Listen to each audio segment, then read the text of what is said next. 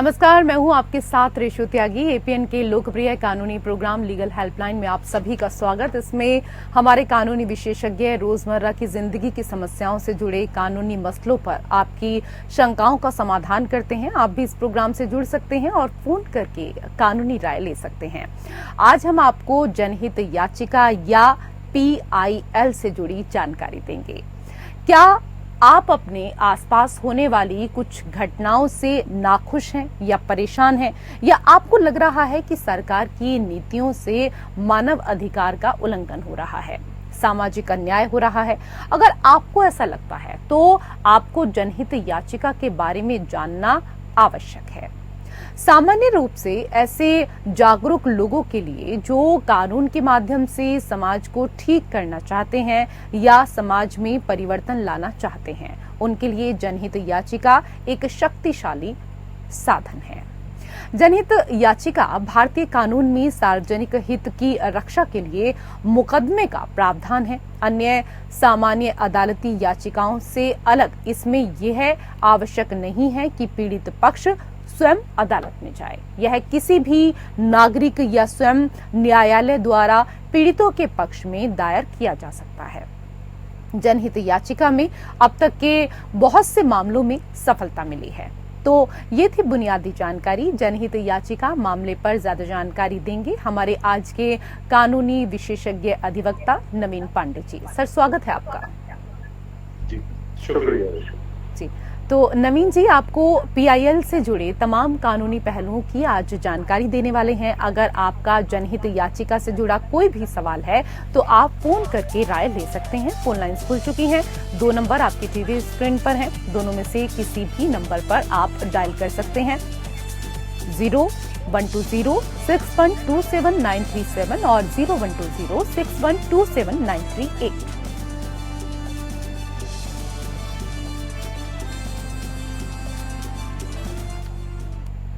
Sir, सबसे पहले तो हमारे तमाम दर्शकों को ये समझाइए कि जनहित याचिका क्या है और कैसे इसका प्रारंभ हुआ, कैसे इसकी शुरुआत हुई?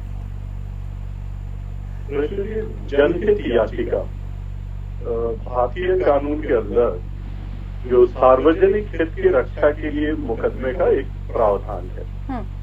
यदि इसके शुरुआत की बात करें या कहाँ से शुरू हुआ, कहाँ से आया, तो जनहित याचिका की जो जड़ें हैं ये हमें यूनाइटेड स्टेट्स ऑफ अमेरिका के अंदर मिलेगी। इसकी शुरुआत वहां से ही हुई थी। उस जगह पर जो है वहां पर ये सामाजिक कार्यवाही याचिका कहा जाता है संयुक्त राष्ट्र राज्य अमेरिका में, और वहीं से इसको हमारे भारतीय कानून व्यवस्था में भी एडॉप्ट किया गया था। जो जनहित याचिका होती है, इसका जो मूल उद्देश्य है वो ये है कि जो भी ऐसे मामले हैं जिसमें जनता का हित किसी प्रकार से यदि उस पर कोई दुष्प्रभाव पड़ रहा है या किसी प्रकार से जनहित का हनन हो रहा है, तो ऐसे में जनहित याचिका का सहारा लिया जा सकता है। अब जनहित याचिका में एक बड़ी महत्वपूर्ण बात यह है कि पीड़ित व्यक्ति को स्वयं जाने की आवश्यकता नहीं होती। जो भी पीड़ित व्यक्ति है या जो भी पीड़ित जन समूह है, उसकी ओर से ये याचिका कोई भी व्यक्ति, चाहे वह स्वयं पीड़ित हो या ना हो, वो कोई भी व्यक्ति दायर कर सकता है। और जन कल्याण के मकसद से इन याचिकाओं के माध्यम से काफी कुछ जो है जन कल्याणकारी आदेश जो है कोर्ट के द्वारा पारित कराए जा सकते हैं। जी। तो ये होता है जनहित याचिका। जी सर, आपसे ये भी समझना चाहेंगे कि जनहित याचिका कौन दायर कर सकता है और ये कैसे दायर की जाती है, ये भी हमारे दर्शकों को बताएं। जरूर रेशमी।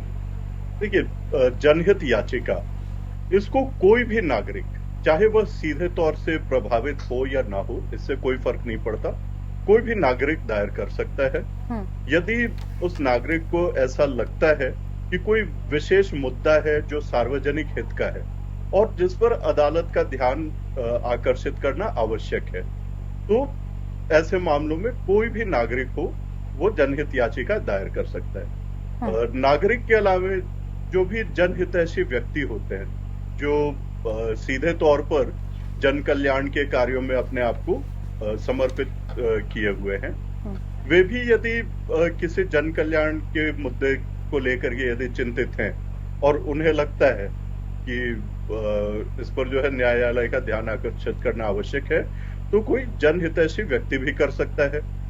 साथ ही साथ कोई गैर सरकारी संगठन हो जो मानवाधिकार के क्षेत्र में या पर्यावरण संरक्षण या उपभोक्ता अधिकार या कोई अन्य जनहित के क्षेत्रों में यदि कोई काम करने वाले गैर सरकारी संगठन हैं, तो वे भी जनहित याचिका दायर कर सकते हैं। साथ ही साथ पत्रकार और सामाजिक कार्यकर्ता, वे भी जनहित के मुद्दों को न्यायालय के समक्ष ला करके और उसका विचारण करा सकते हैं। और सबसे महत्वपूर्ण जी, जो कानून के पेशे से संबंधित लोग हैं, जैसे वकील हो गए या लीगल एड ग्रुप्स हो गए, वे भी जो है इनकी भी बड़ी महत्वपूर्ण भूमिका होती है, क्योंकि ये कानून को समझते भी हैं। तो ये जो बड़े मुद्दे होते हैं जो जन कल्याण से संबंधित होते हैं, उन संदर्भ में ये भी जनहित याचिका दायर कर सकते हैं।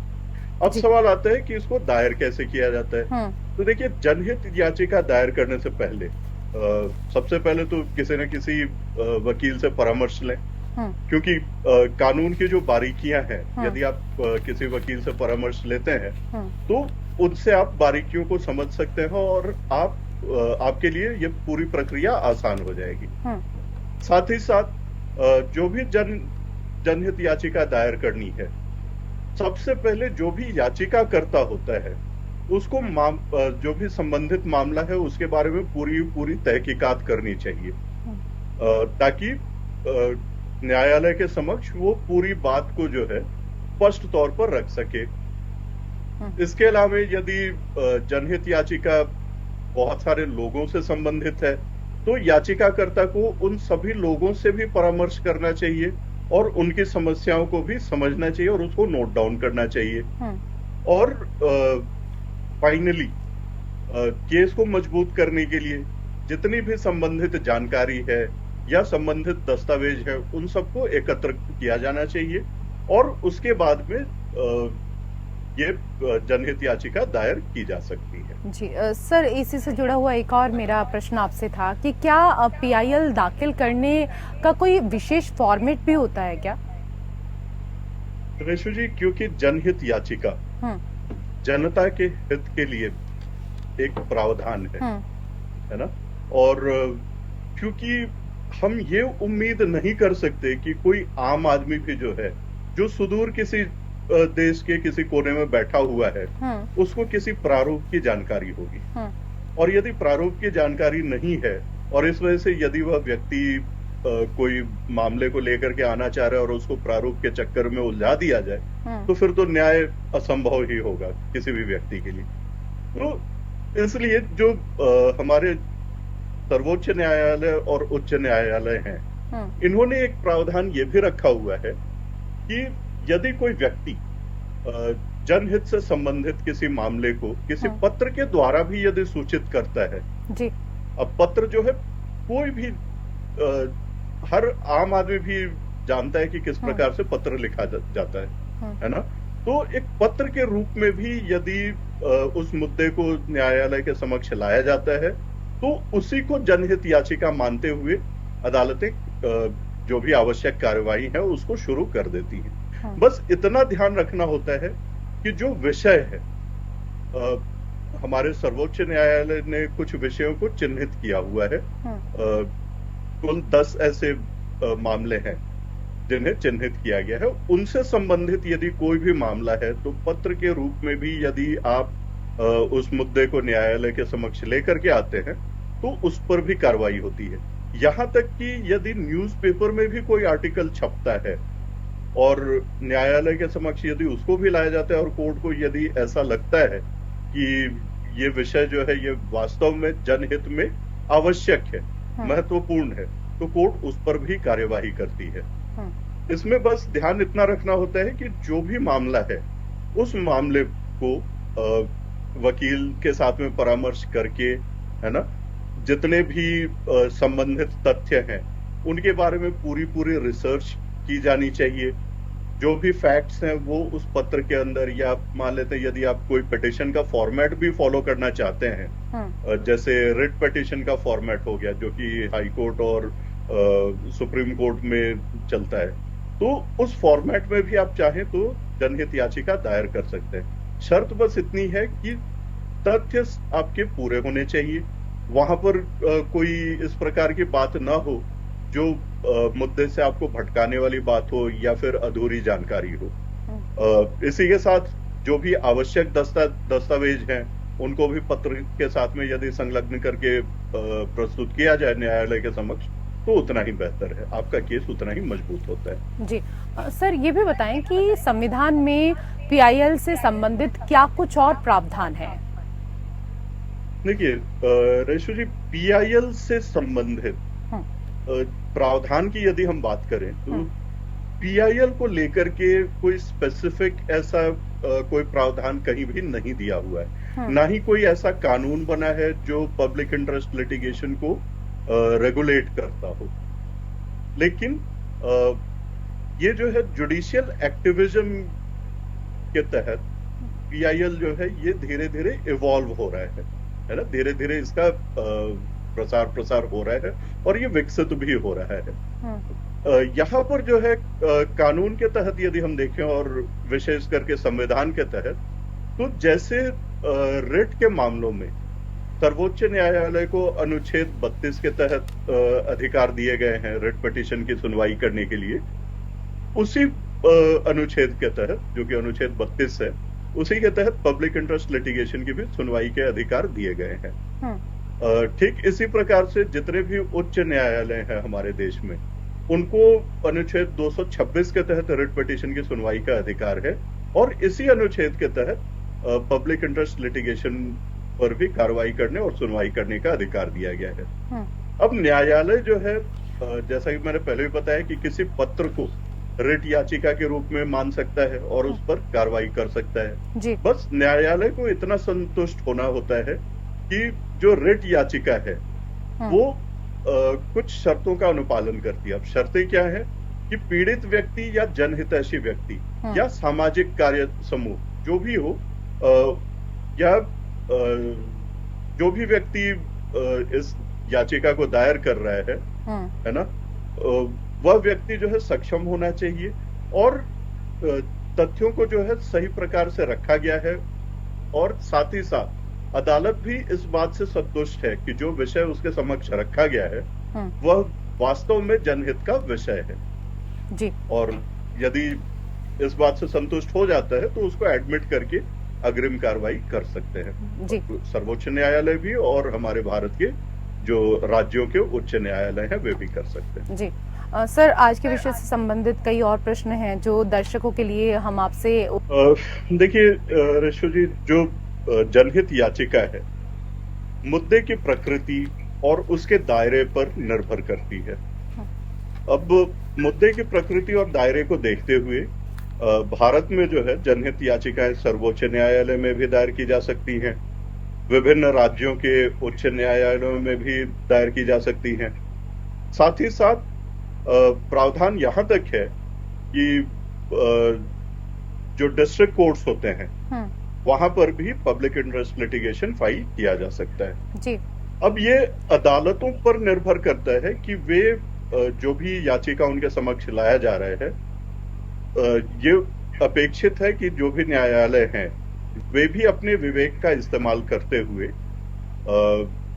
याचिकाकर्ता की योग्यता, साथ ही साथ उनकी स्थिति और जो मामला है उसकी गंभीरता को देखते हुए या तो स्वीकार करें या अस्वीकार करके जो भी यदि उनके क्षेत्राधिकार के बाहर का मामला है तो वो संबंधित न्यायालय को अग्रेसित करें, ये अधिकार होता है। तो मूल रूप से तीनों ही न्यायालय में, तीनों स्तर पर, सर्वोच्च न्यायालय, उच्च न्यायालय, यहाँ तक कि जिला न्यायालय में भी दायर किया जा सकता है जी।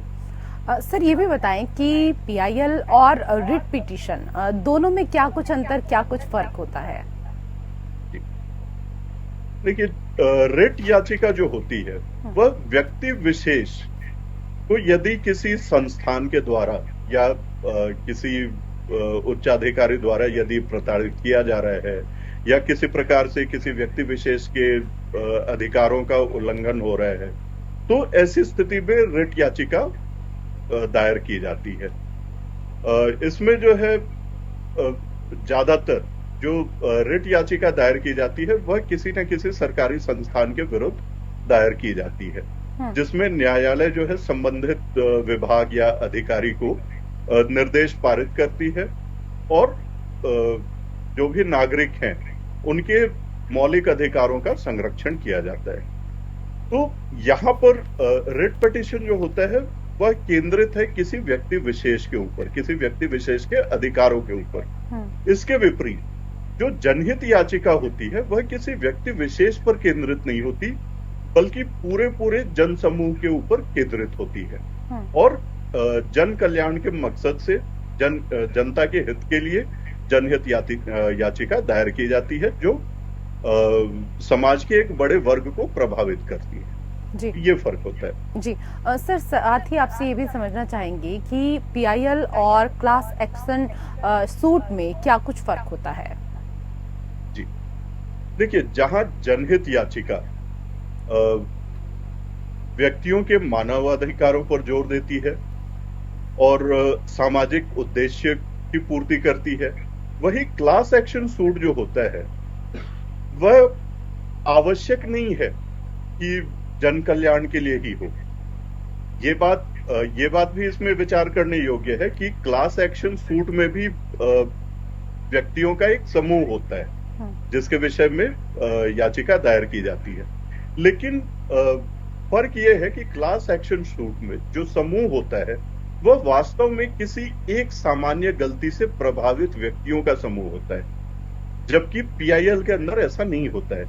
पीआईएल में आप जरूरी नहीं है कि पूरा समूह जो है वो प्रताड़ित हो या पीड़ित हो सकता है कोई एक व्यक्ति ही पीड़ित हो, लेकिन ये अनुमान लगाया जाता है कि यदि इसको आज अनदेखा किया गया तो आगे चल करके ये पूरे जन समूह के लिए समस्या का विषय बन सकता है। ये पीआईएल का दायरा हुआ। क्लास एक्शन सूट में क्या है कि जितने भी व्यक्ति होते हैं वे कहीं ना कहीं पीड़ित होते हैं और इस वजह से वे एक समूह बना करके मुकदमा दायर करते हैं और इन सबका जो नुकसान होता है वो भी समान होता है क्लास एक्शन सूट में।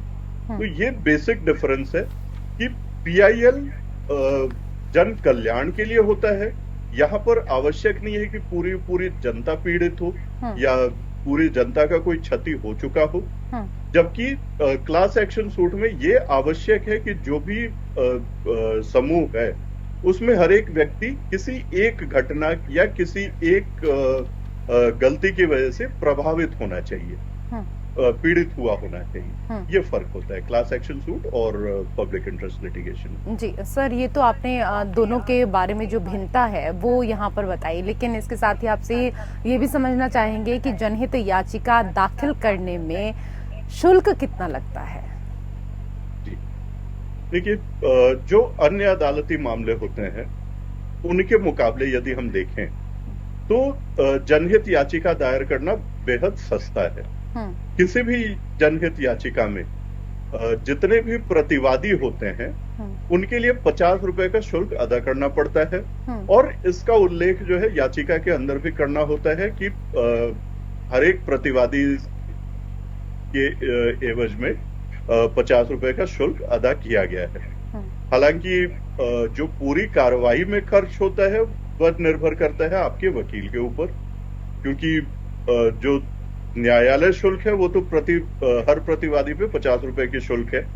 बाकी जो भी आपके वकील की फीस है वो आपको अलग से देना होता है। तो ये निर्भर करता है आपके वकील के ऊपर कि आपका टोटल खर्च कितना आएगा। जहां तक शुल्क की बात है वह 50 रुपए है महज, और वो भी प्रति प्रतिवादी। जी, सर ये भी बताइए कि क्या न्यायाधीश सभी जन याचिकाओं को स्वीकार करते हैं या कुछ याचिकाएं ऐसी भी हैं जिनको स्वीकार नहीं किया जाता है? देखिए, जो जनहित याचिका होती है, यदि हम हाई कोर्ट की बात करें या सुप्रीम कोर्ट की बात करें, तो जनरली ये याचिका जो है मुख्य न्यायाधीश के समक्ष प्रस्तुत की जाती है और उन्हीं के द्वारा स्वीकार भी की जाती है। तो इस वजह से ये पूरी तरह से इस बात पर निर्भर करता है कि मुख्य न्यायाधीश जो है किसी भी मामले को किस रूप में देखते हैं।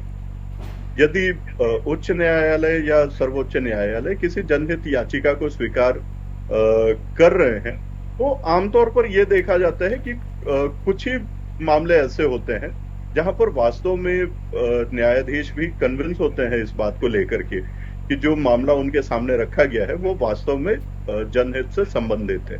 यदि जनहित से संबंधित मामला है तो उसे तो स्वीकार किया जाता है, लेकिन कहीं भी यदि ये दिखता है कि जनहित की आड़ में कोई व्यक्ति अपनी पर्सनल किसी प्रकार की पब्लिसिटी प्राप्त करना चाह रहा है या अनुचित लाभ लेने का प्रयास करना चाह रहा है या फिर कोई राजनीतिक हित साधने की कोशिश कर रहा है, तो इन परिस्थितियों में न्यायालय ऐसे मामलों को खारिज भी कर सकती है। जी सर, आज के विषय पर हमारे तमाम दर्शकों को इतनी अहम जानकारी देने के लिए आपका धन्यवाद। जी, शुक्रिया। और इसी के साथ हमारे विशेष कार्यक्रम लीगल हेल्पलाइन में मेरे साथ इतना ही। नमस्कार।